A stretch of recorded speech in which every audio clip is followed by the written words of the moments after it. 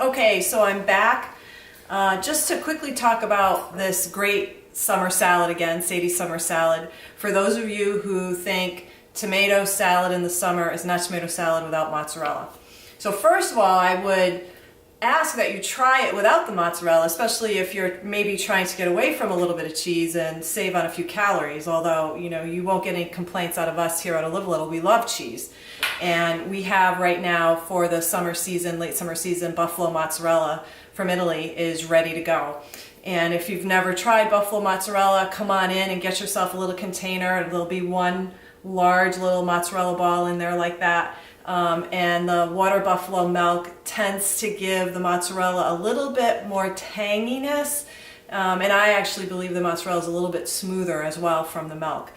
So you can take your buffalo mozzarella, slice it, and I have my handy dandy mozzarella slicer here, and the buffalo mozzarella is going to be a little softer, okay, than your typical. So we're just going to kind of take this, slide this off here, okay. I like to use the slicer. Sometimes it makes it a little bit messy because you get nice even slices, okay.